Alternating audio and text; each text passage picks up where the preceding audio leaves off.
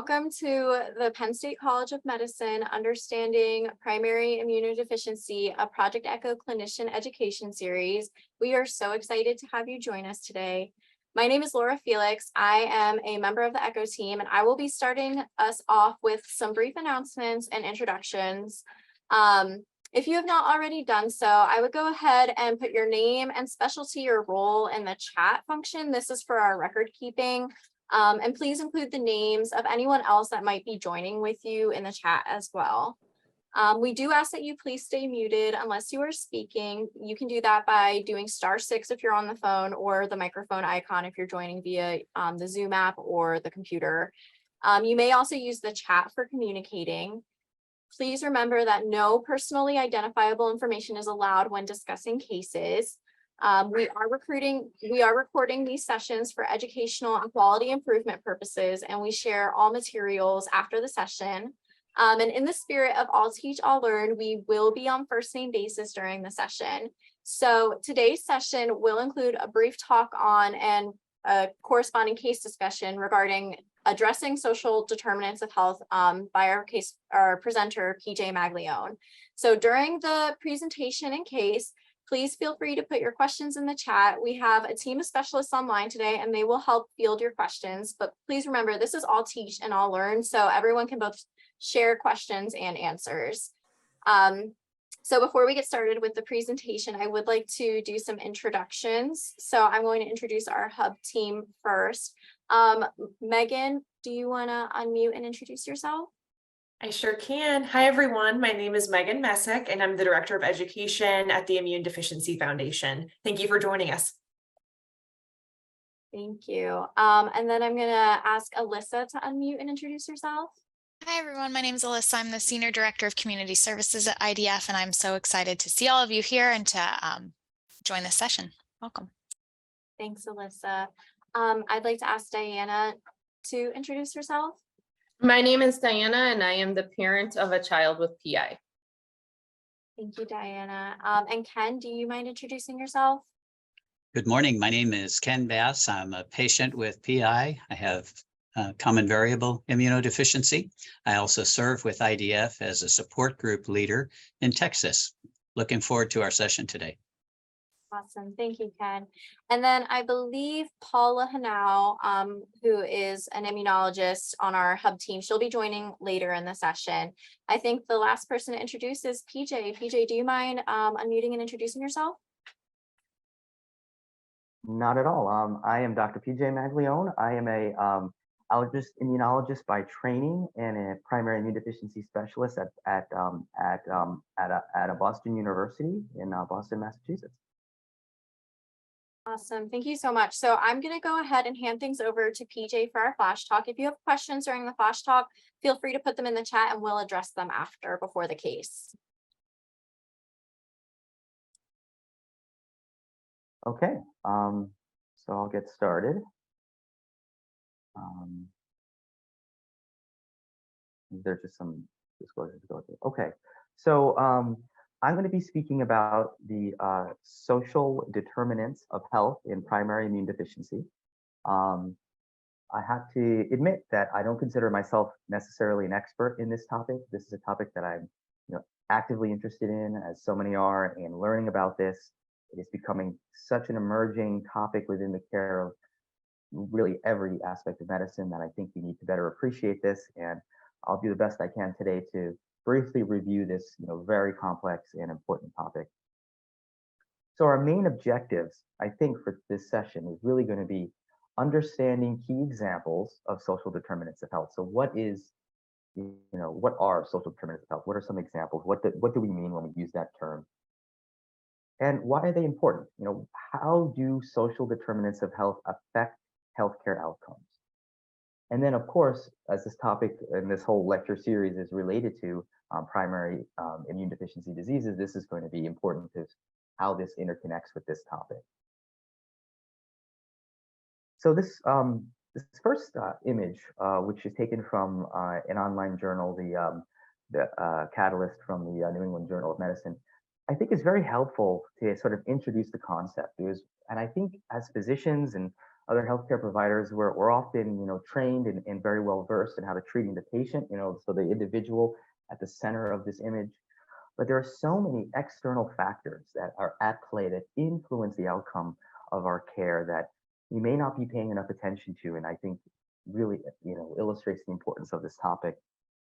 Things like economics, things like the environment, education, healthcare, and how it's administered specifically, social factors, and of course, simple things like food, in terms of not just healthy diet, but also, food insecurity. How do these things influence our outcomes? And you could prescribe, and make the correct diagnosis and prescribe the right medicines, but they won't have the impact that you hope if these external factors are not being adequately addressed. And that is something that is really fundamental to this talk.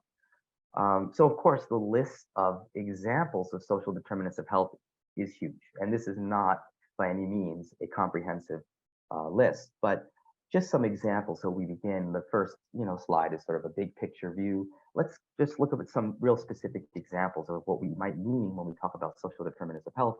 There's income level, educational opportunities, occupation safety, gender inequality, racial segregation, food insecurity, housing, utility services, and whether there's any disparity there, transportation or the neighborhood conditions, access to things like safe drinking water, clean air, recreational and leisure opportunities, things that could have happened early on, like childhood experiences and development could impact, the way that you're able to administer healthcare even in adults, social support structures, communities, and then of course, crime rates and exposure to violence. So these are all things that, we have to be considering, and good historians, as far as healthcare providers, will try to find some of these factors and hopefully figure out ways to address them or find teams to help address these. But it really highlights this. This is a broad and complex story. Excuse me. And then there's this slide I think brings together, I think, the first two slides, because the first slide illustrates, I think, how these external factors, how these social determinants can now influence the individual and affect healthcare.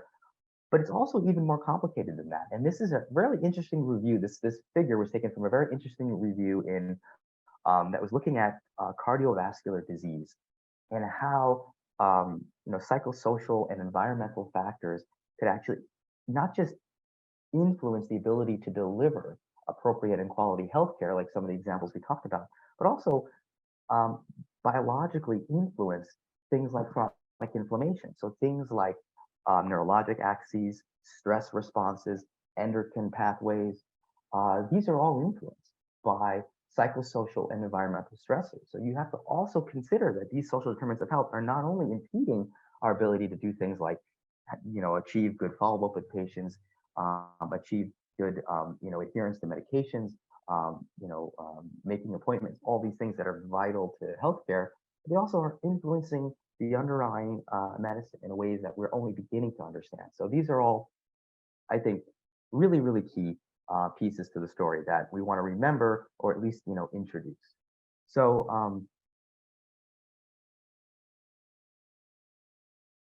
so let's talk about primary immune deficiencies specifically. So let's give some key points that I think are really special and should be focused on. We're talking about patients with primary immune deficiencies, but in particular, we often will use the term, or it's being increasingly used, which are inborn errors of immunity. And I think this is a broader, more encompassing term, because a lot of times what we're dealing with are patients that are not just immune deficient. They may have chronic inflammation, autoimmunity, features that are of a much more, complicated immune dysregulation, and inborn errors of immunity kind of, gets at that terminology. So anyway, they're using that term in this manuscript, which sort of highlights some very key aspects to patients with inborn errors of immunity or primary immune deficiencies that have social determinants and how they influence it. So infections obviously are very important in these patients, and they can be influenced by the local distribution of infections, by factors that are influeing, excuse me, exposure to these infections, the local rates of of consanguineous relationships actually can influence the frequency of certain inborn errors of immunity. This can be, something that's cultural or varies by different countries, and we see different forms of primary immune deficiencies or different inborn errors of immunity or different genetic etiologies because of this.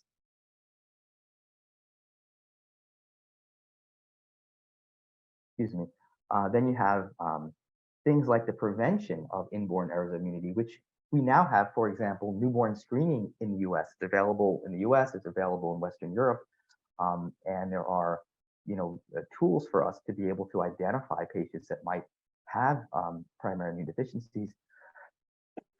Is this something that is going to be, achievable in all environments, in all settings? And then, of course, when you want to talk about counseling, things about, premarital, pre-gestation, prenatal counseling, is it available in all communities? Are the individuals able to understand that counseling?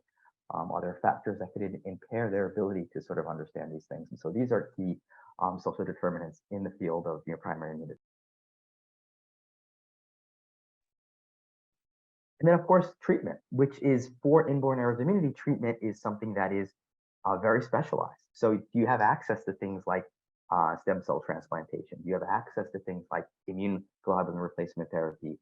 Do you have access to some of the newer treatments that are now out there, that are now FDA approved, that are really precision therapies for inborn errors of immunity? Are they present in the community? Are there social or economic factors that impede the ability to get to these treatments? And so, this may really indicate that there needs to be, collaboration between some of the lower medium income countries or regions or areas that have increased rates of inborn errors of immunity, and other countries that have, higher income, that have access to research and diagnosis and treatment. And, how do we elevate all communities so that the care of primary immune deficiency is going to be as close to equal as possible? Something that I think is, we talked about a lot of the social economic factors that we can control. There's climate change and migration patterns that are even more complex and even more difficult to sort of even, to control, at least on the single, individual level. Things like changes in temperature, humidity, precipitation, that affects, vector-borne diseases, mosquitoes, where they can live, where they travel, other, vectors. Our access to these things are evolving as climate change is occurring. Air travel, I think we saw this, how challenging it is. We saw this during the COVID, the COVID pandemic was, how quickly things can spread worldwide, because of the air travel being so prevalent. And then things like deforestation, and increase of sunlight and, standing water. Again, another factor with, spread of mosquitoes or, and that further can spread, vector-borne illnesses.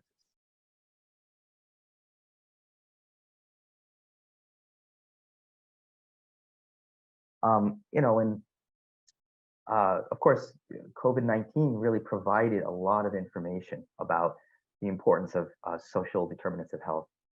It provided some clear examples of the disproportionate impact of disease on certain groups. There were higher mortality rates on those who identified as Black or African American, Native American, Latin communities in the U.S.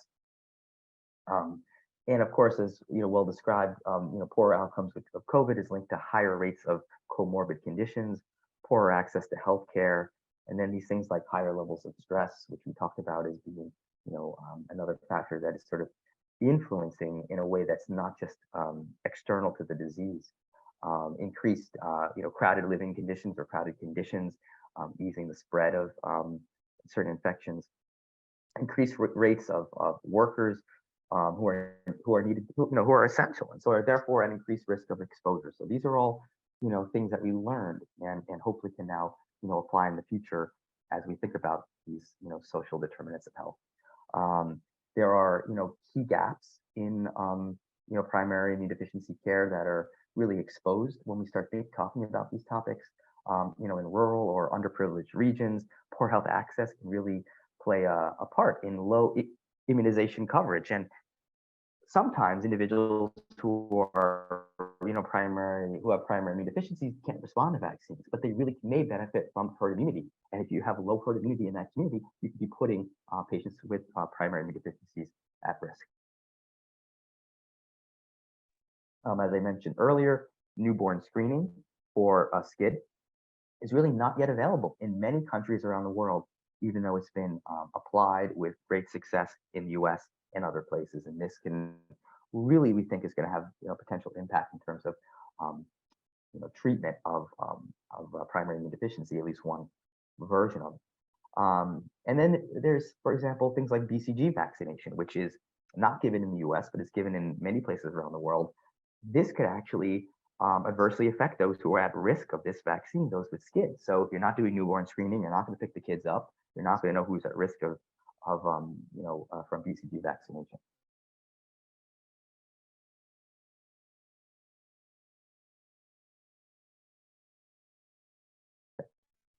So what I want to discuss here is some of our own research, just very briefly. I know this is supposed to be a flash talk, so I won't spend too much time on it. But I practice at a medical center known as Boston Medical Center, which is a safety net hospital, the largest safety net hospital in the region, which means that patients treated here are treated regardless of insurance status or ability to pay. So we end up having a very diverse group of patients that come from wide spectrum of socioeconomic, ethnic backgrounds. And so one of the things that we have examined in our cohort of patients at Boston Medical Center is some of the maybe some of the demographic differences in our cohorts. And so I'm actually a physician scientist very interested in primary antibody deficiencies or predominantly antibody deficiency diseases. And so I was very interested in understanding the cohort that we were serving at Boston Medical Center when I first joined there in 2019. And so we did a study to try to identify these patients. And there were only 83 subjects that were identifiable as having a primary antibody deficiency that we found out of the medical record. But of those, we saw nearly 10% identifying as Black African American, and likewise 10% Hispanic or Latin Latin identification. And this is in contrast to a large, just for an example, a large registry of primary immune deficiency patients called USIDNet, which has data from numerous tertiary care centers, more than 2,500 patients at the time when we were looking at this who had primary antibody deficiencies. And so we had significant difference in terms of our proportion of patients who were Black or Hispanic. Again, a very small population at our center, but highlighting just the beginnings of trying to understand what could be some of the demographic differences that occur across different centers. And then within this, we found some interesting findings that we found that at Boston Medical Center that the usage of immune globulin replacement therapy differed with this USIDNet cohort. So in terms of actual percentage of patients that were on immunoglobulin replacement therapy, out of the 83 patients who were diagnosed with primary antibody deficiency, only 25 or 30% were actually on it. Now, you could argue, well, all right, maybe they don't necessarily needed it. Maybe the severity of these patients weren't high. But then if you look at patients who had diagnoses of CVID confirmed upon chart review, or they had IG levels less than 500, so fairly significantly immunocompromised, and again, primary, not secondary immune deficiency, we saw only for CVID, only 60.9% on IgG replacement in comparison to nearly 90% within the USIDNet network. And then those who had IgG less than 500, we saw even a bigger disparity, which was 39% versus 94% in USIDNet. So this is highlighting some of the differences. We don't have explanations, but clearly there is some difference in terms of patients getting IgG replacement, which is a real staple of care for those who have antibody deficiency. And are there any sort of outcome differences? Well, we saw pneumonia increase and we saw bronchiectasis increase in our patients. In those who identified as Black or African American, we saw higher rates of pneumonia, higher rates of bronchiectasis. And we also saw those who were within Suffolk County, which is the urban, which is where the city of Boston is, versus Middlesex or Norfolk counties, which are the more of the suburban counties surrounding Boston. We saw some significant difference in terms of bronchiectasis there as well. So this is obviously a very limited, small study that was done just when I came to BU and beginning to get the sort of lay of the land. But some important takeaways that I think hint at something very significant is the fact that immunoglobulin replacement therapy was less frequently administered with those, even those who had CVID or IgGs less than 500, compared to USIDNet, which really is showing us data from tertiary centers that are managing these patients really at the sort of the top quality of care. And then within our cohort, we found greater rates of pneumonia, bronchiectasis, particularly in those who were Black, African American, or those from within the city relative to the neighboring counties. And so I'm going to end here, and hopefully this wasn't too long, but hopefully with a nice flash overview of some important concepts, that the social determinants of health are numerous and complex. There are unique considerations for primary immune deficiencies within this context, and these include things like infection risks, access to genetic counselors, and as well as cutting-edge diagnostic and treatment modalities, and I gave some examples of that. But there's really been limited studies in primary immune deficiency so far. We really don't know. It's really the tip of the iceberg, as is often said, but we don't really know. And there's evidence of disparity, as I showed you in a very limited and small study, but I think we need to understand that more, and I would not be surprised that there is greater evidence of that as we look at this problem in more detail. So thank you for that opportunity, and I guess I'll take here's some of my references that I've used that were also highlighted on the slides. And okay, that's the case. So I'll stop here, I guess, and take questions if there are any. Thank you so much, PJ. That was really interesting. Does anybody have any questions regarding the contents of the flash talk? I'd like to make a comment, just that in my own experience, I was young and healthy. And so my diagnosis of CVID went later simply because, you're able to fight through some of those symptoms that are so troublesome. And that adds to what PJ was saying, that, a person can be walking around ready to be diagnosed with CVID, and yet other health issues, in that case being athletic and hardworking, for things like that, and wanting to push past it, would have kept me from getting to the doctor to even be diagnosed.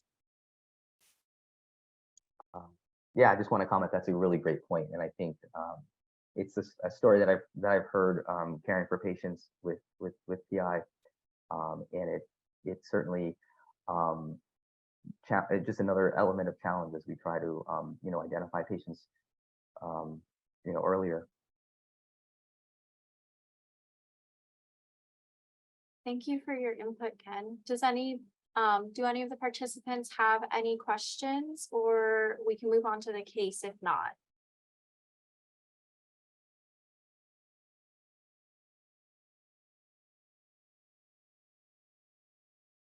Okay, so I think I'll start the case if that's okay. Yeah, thank you. Sure. All right. So I'm following the format. So hopefully I did this in a way that will flow. But please interrupt me with questions, and we can have this as a discussion because I think we all probably know of cases or things that could have gotten in the way of our own diagnoses or family members' diagnoses, and that's really the discussion that would be helpful. But I'll talk about this one case and see if that's sparked some discussion. So this is a 37-year-old woman who is admitted to the intensive care unit actually a few years ago for septic shock, and it was due to pneumonia. It was believed to be due to pneumonia based on the evaluation. And maybe this, well, anyway, she had a history of 3 ED visits from the couple of years prior to this for pneumonia. So we're not talking about 3 or 4 pneumonias in her recent history, just a few years going by. Finally, really at this hospital admission where she's in the intensive care unit, someone sees this history, or whatever the reason, they decide to measure serum immunoglobulin and even do vaccine responses to take a look at this, whether there was an antibody deficiency in this patient. And ultimately, this patient was diagnosed with common variable immune deficiency. I'm sorry, it actually says combined. That's not correct. It should say common variable immune deficiency. And so I think that's a story that can often happen. I think Ken hinted on this. You have people that kind of somehow shrug off. They're fairly young and are shrugging off all these infections. And finally, something in this case really quite terrible happened and led to someone thinking, oh, this is not right. This is not someone who's just having bad luck. This is not someone who's just having, just getting exposed to these infections. This is a bad outcome that shouldn't have been in a 37-year-old with this kind of history. So let's talk about the patient individually, some of the other factors. So the patient was born in the DR, spoke Spanish only, came to the US really around 2017. So that's really where we have our history. So of these sort of ED visits beginning. Married, Medicaid patient, meaning, so if you don't know what that means, it means that usually means that they would be under a lower income and they're qualifying, or for other reasons, qualifying for state-sponsored or government-sponsored health insurance. She is employed working in a restaurant. The exam, I don't go through the whole exam. I'm sorry, I kind of did a quickie, but the most notable thing from the exam was rhonchi and wheezing. And that can be indicative of a lot of things. It's not a specific finding, but often when we're examining primary immune deficiency patients with these findings, we would be concerned about bronchiectasis. Bronchiectasis has features of obstruction. So wheezing is a finding of really when there's obstructed airways, and when you're breathing out, you have a slower breath out, and you have a more audible breath or a high-pitched breathing. That can be found with asthma. That could be found with chronic obstructive pulmonary disease. Things like emphysema would be in that category. But also, another chronic obstructive pulmonary disease is bronchiectasis. This is a disorder that results from oftentimes recurrent infections and chronic damaging of the airways, and it's not uncommonly seen in patients with primary immune deficiencies, particularly those who have had many respiratory infections, and so they're highly susceptible for this. So we don't have a CAT scan result. We don't have the imaging that would be needed to confirm bronchiectasis, but we certainly would be suspicious of it based upon this finding on physical exam. So one of the things that's going to be very important to establish in this patient, now that we've made a diagnosis of CVID, is going to really build on providing services. So providing visiting nurse services that will help initiate the IgG replacement. And in this circumstance, it was decided to do subcutaneous IgG replacement. And so this is something that the patient has to learn to self-administer. And so this requires visiting nurse services, at least for the first several visits, before the patient can really demonstrate they're able to do it on their own.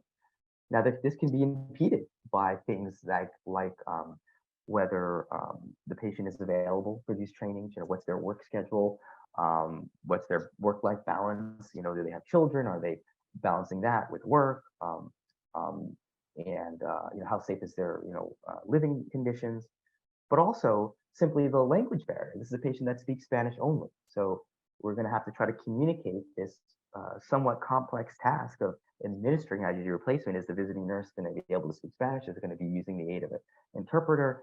These are all things that could lead to complexities and challenges for this individual patient.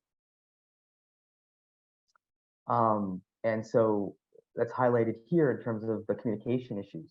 That was the initial nurse that was assigned to the patient was actually non-Spanish speaking. So this is a bit of a challenge. There are interpreters, and we of course get around this, but again, when you're trying to educate and teach a procedure, go through things in detail, some of the subtleties may be difficult to communicate when you're going through a third party. Questions are coming back to you through a third party. It can be very challenging, and that's something that is a key factor in this individual case.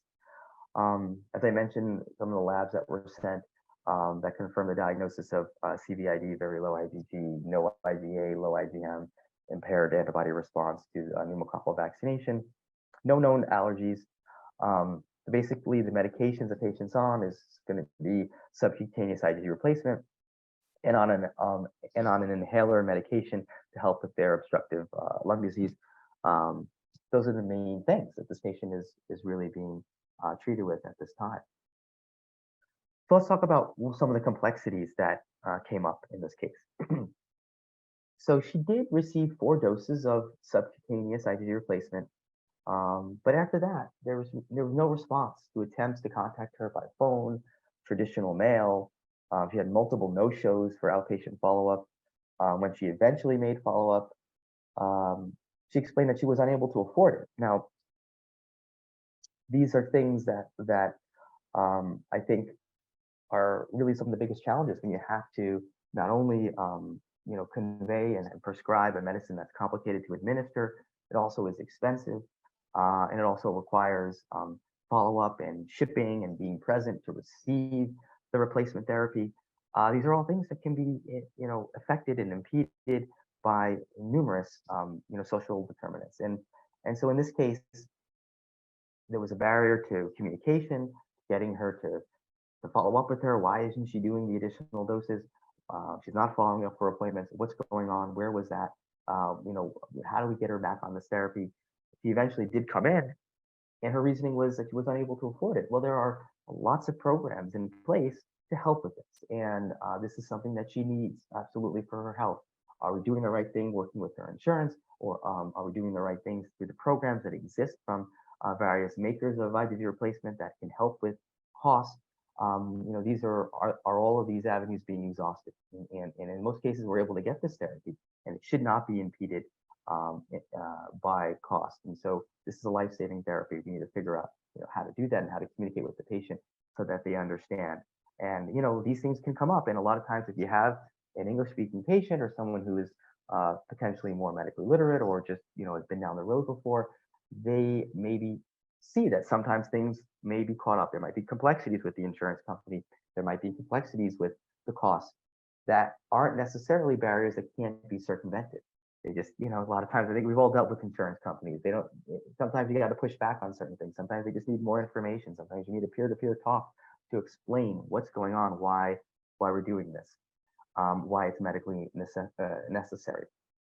If someone is not aware of all of these things, might get one letter in the mail or might get one bill or one impression and say, oh my gosh, this is never going to work for me. I'm not going to get it. And I think that's a communication and an experience and a real social determinant of what can get in the way of treatment. So, in this patient, that was a major factor. And ultimately what was able to be done was having these conversations, getting support to get the medication covered, explaining to the patient the importance of, obviously not just the importance of follow-up, the patient understands that, but really understanding, how this is a complex thing to be covered by insurance, and sometimes there are things that need to be done that may require a second and third step to get things approved, and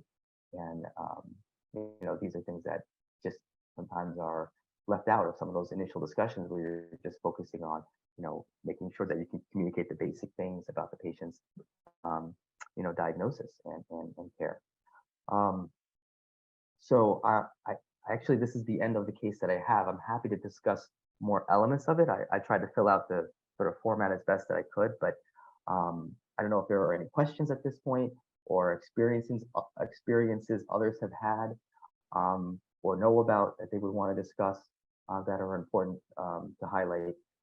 But I think in this individual case, I tried to highlight some of the factors that could determine things like language barrier, economic barrier, educational barriers, these sorts of things that could all factor in.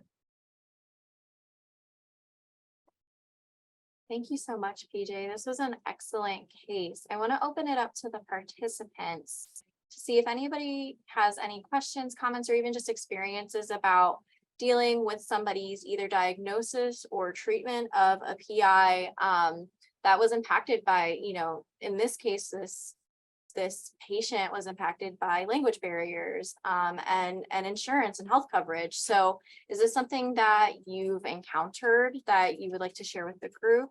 Just to open it up to the participants before we turn to the hub.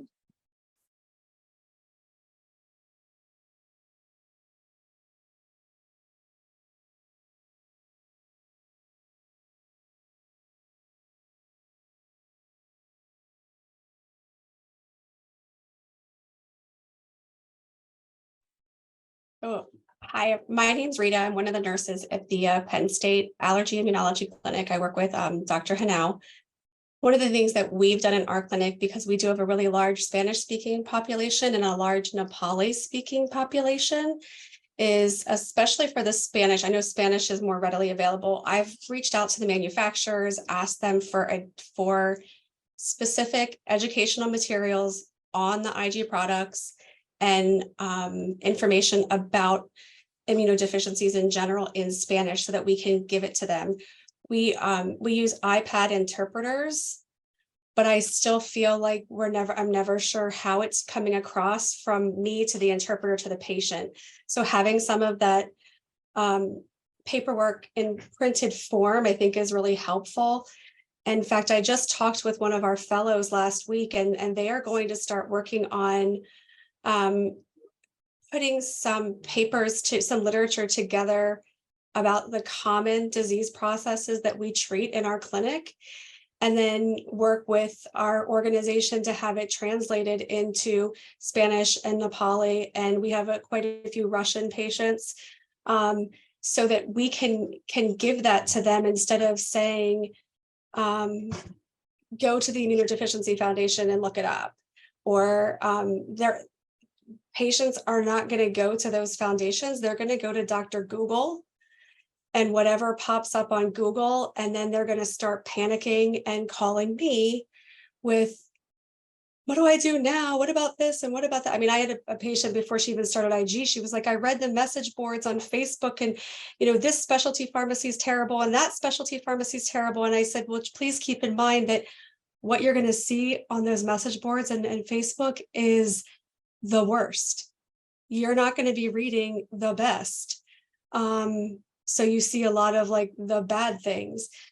Oh, well, that makes sense. So I think some of that communication of trying to make sure that we have the literature available for the patients, and also using the manufacturer hubs, because most of the manufacturer hubs have an interpreter that they can work with specifically for that product. They have been an invaluable resource to us as well. Sorry, I'm losing my voice. Thanks so much, Rita. That was fantastic and definitely really important to consider when working with patients from multiple cultural backgrounds. Does anybody have anything to add to what Rita just put out there about her clinic's work and making things more accessible for patients who may have language or cultural barriers?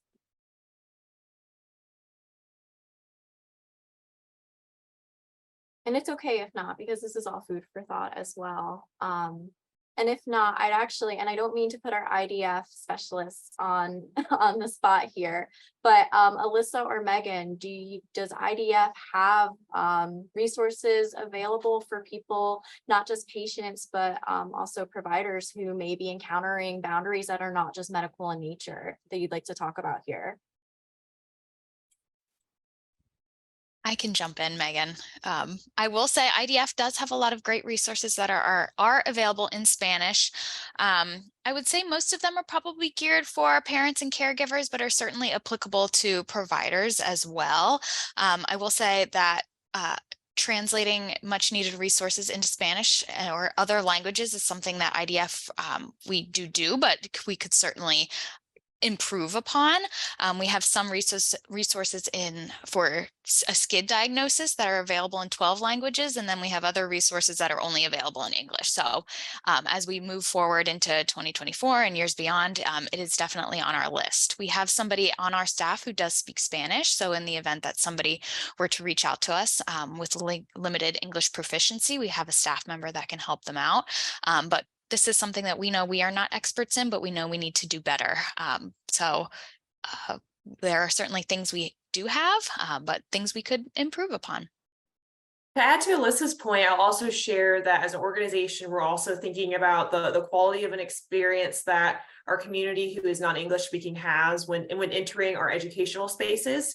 So as an example, at our virtual conference that we just had, in June, we made sure that when it came to the sessions that were being translated into Spanish, that was a live simultaneous translation experience. So our participants don't have to have an after the fact version of our content, but can be engaged live and have the opportunity, as the English participants would, to engage in the active Q&A opportunities with our healthcare professionals, which is equally important sometimes to the presentation itself. So I think for us, to Alyssa's point, it's the how can we increase the resources, but how can we also increase the quality of the experience so that those who are non-English speaking don't feel like they get a lesser version of our work or ability to engage in it. I think one other thing from a nursing side of it, I was just talking with one of our research nurses this morning about just, we a lot of times focus on the Spanish and the foreign languages, and but we also have those with cognitive deficits. And I will oftentimes be asked to go in the room with the doctors when they're explaining this, and I can see that glazed over look when they're talking. And then I step in and try to explain it in more real life terms rather than big words. And I think is having some things that are very basic, general, not too detailed, because those first appointments are very overwhelming, and just some very basic information. I do prior authorizations as well, and I know that I have sent the children's book along to insurance companies and employers for FMLA paperwork because they didn't understand what immunodeficiency was. I'm sorry, I'm like, I think I don't want people to think I'm insulting them, but they didn't understand. And that was like the simplest form that I could send them was the children's book of what an immunodeficiency is. Rita, do you mind sharing that children's book, like the title of it, in the chat so we Oh, can share gosh. it out with people?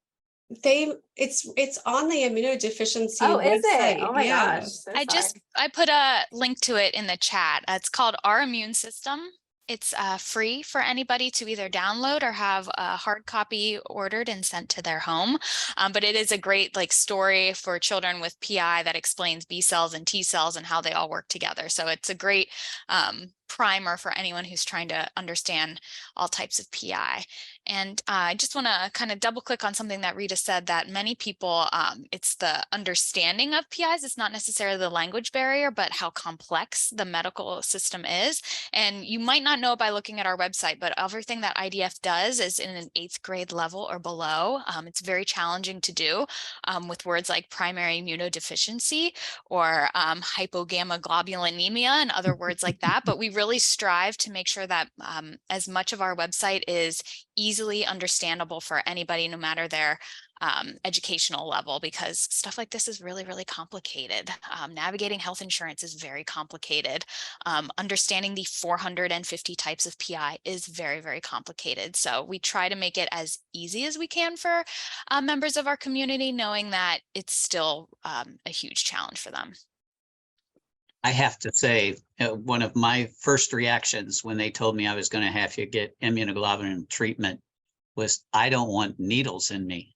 And so when you talk about barriers, I mean, that's a simple barrier. I said, no, I don't want to do this. And, came back the next week and said, okay, it looks, did some research online, and it's like, okay, I don't have a choice. But I mean, it's just something as simple as, I don't want to stick needles in me, whether it's, IVIG therapy or sub-Q therapy. So that's a challenge. The other thing is that a patient has to learn to work with not only the manufacturers, but also the specialty pharmacies and also their insurance. And nobody, I don't care what your language or background is, nobody thinks that's easy. And you learn as you go. I'll put in a plug for support groups, that I think that's a valuable tool for support groups, because just about the time you think you got it nailed, your insurance changes, and now you got to start the whole process again. I know IDF has been working at getting a Spanish speaking subgroup, support group. And I think that's the value of something like that, PJ mentioned, who's checking in? who's saying, how's it still going? What are you running into? And that's a value of a support group. And that's one of the reasons why I'm big on that with IDF.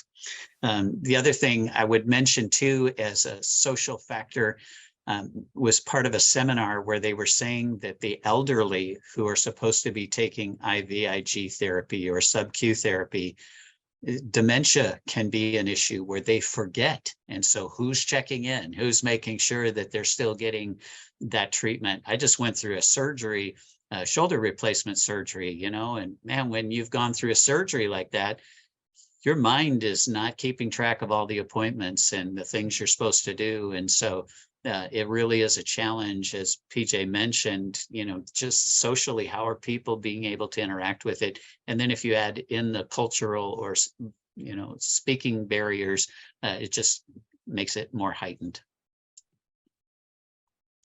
I think one other thing to help the patient that I found in our clinic is we have a lot of, I want the patient to see what they're going to get at home. So I've asked all the manufacturers that we work with, I don't want the doctor kit. I want the welcome kit that you're going to send to the patient. And I've gotten mixed, well, we're not allowed to give you that. And I said, well, maybe it can just magically appear. Here's my home address, but I want to know what the patient's going to get, because they're going to call me. They're not going to call them. And I want the patient to see, oh, this is what she told me. And I've been trying to work with some of our specialty pharmacies to get pictures of what the box is going to look like when you open it, and what the needles are going to look like, and what everything, I have a great bag from CSL Behring with the pre-filled syringes, and I show that to the patient. I want them to see, touch, and feel those things, because they're going to get more impact from that than us just talking to them. I had one thing to add for economics, and I made a post on Facebook to like my friends and family who don't quite understand children with PI, and I added up the cost of his medication for 2 years that he's been on Hizentra, and this was back in March, but for 2 years of Hizentra alone, with no labs, no imaging, no doctor appointments in it, the cost total billed to our insurance was $282,524.52. When you see a number like that billed to your insurance, we're on pins and needles every 4 weeks, hoping and praying that insurance still covers that. That's, just about as much as our house, but that's for 2 years. And he's on this for essentially life. When we take that in, and I think about those kind of people, now, thankfully, I don't have a language barrier. I have enough medical knowledge. I can fight insurance. I've been in appeals. I know how the system works. But for somebody who sees a number like $282,000 for just 2 years, it's astronomical. And like I said, that's not with any appointments or, imaging or all the tests or labs that he has to get done, or co-pays with that. Now, thankfully, insurance has covered a lot of that, but it's a big barrier, I think, when you see how much it is. Why should I even start on it if I can't afford it?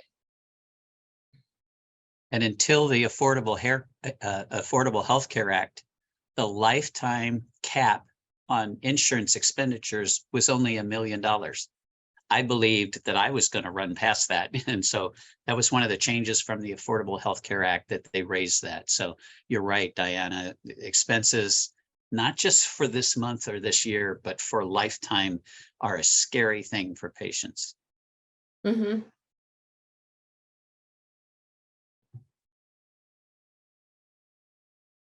Something that I'll also touch on, Laura, that was on one of our slides that kind of had globally the list of social determinants of health. A lot of those social determinants of health are correlated with identities that are marginalized. And when we think about the people in the PI community who do have the most privilege, they do have the most rights, the most access, they, with the most privilege, still struggle to get that diagnosis and to get that treatment. So I think what we see happening is compounding identities. You know, anyone who's in the PI community may struggle to get a diagnosis, layered with the experience of someone who may not have the same privileges of identity, fighting to make sure they get the right access to care. And that's, I think, something we see a lot is the compounding experience and how it affects the access.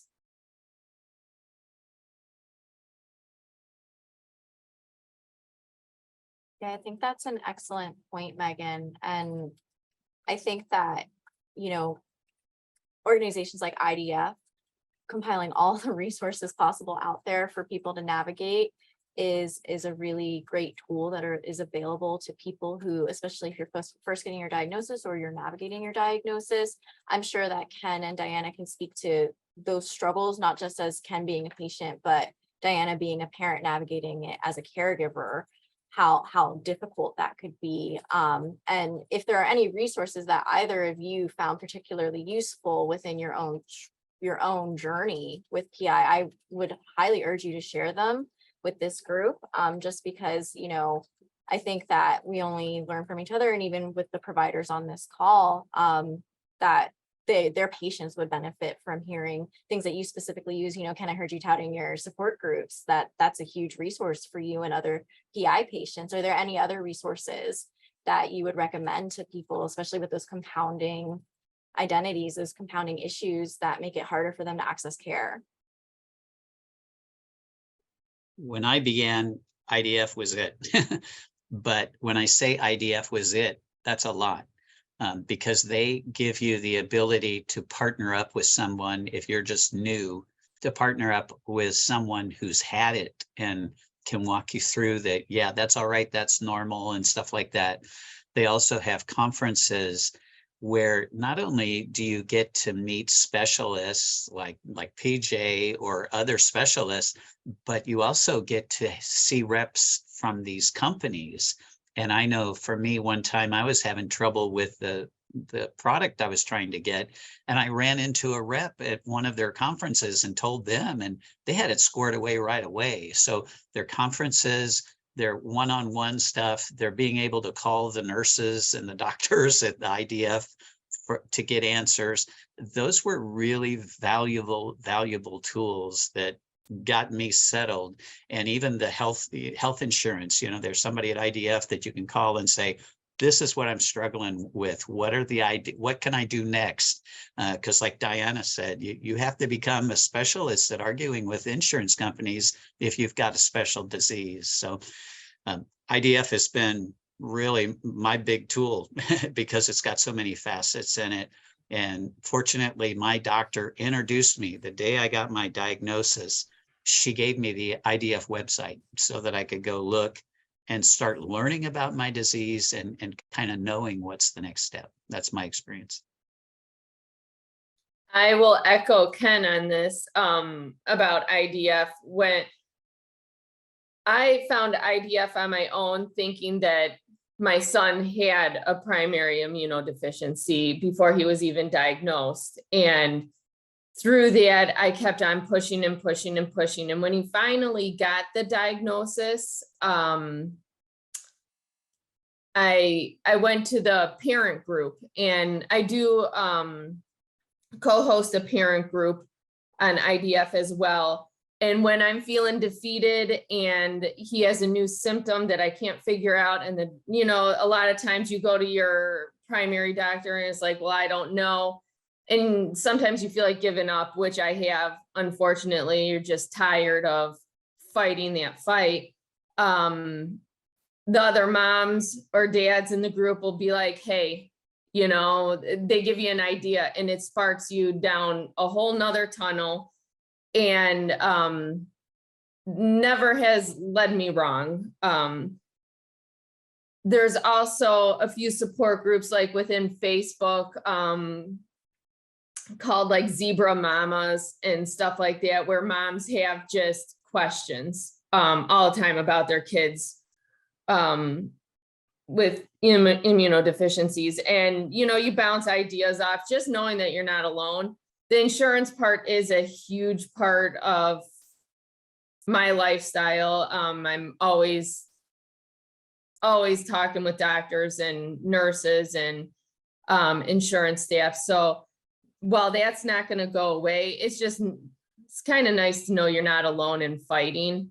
Getting a good core group of doctors that listen to you is key. And if you guys could all be the providers that are as wonderful, that have taken, all of us under their wing and is like, we'll get you through it. That's what means, I think, the world to navigating this new life that we have. So I'm thankful for the doctors and nurses that call and respond and make it so I do have access to get my questions answered for him. I want to echo what Ken was saying about even just the manufacturers. So often doctors' offices and the doctors and the nurses don't want to talk to the manufacturers. They take too much time. They don't have time for it. They have been phenomenal in helping patients acquire medication, helping me fight for with authorizations and helping to do appeals. We were having an issue here in Pennsylvania with a new system called Free Market Health, where basically things get put out for bid. And I was talking with CSL Behring, and they have really jumped on that and trying to figure out how this works and how it's affecting their medication. And I actually now have the direct contact for the lady in charge of Free Market Health. So I just want to express to the nurses and doctors out there that please don't shy away from your reps that come in. Tell them you have 5 minutes and that's it. And you give them 5 minutes, they will give you the world. I have business cards at the front desk that have a sticker on the back. I'm happy to meet with you. Please send me an email and make an appointment. And I give them 5 or 10 minutes and I get whatever I get what we need. I get what the patients need. So please, don't blow them off. If they're a jerk, then you call the manufacturer and tell them you don't like them, you want somebody else. Thank you, Rita. Thank you so much, everyone, for the discussion. Before we wrap up for the day, because we're almost at the end of the hour, does anybody have any final parting thoughts in regarding this topic or the case discussion or anything that we talked about today?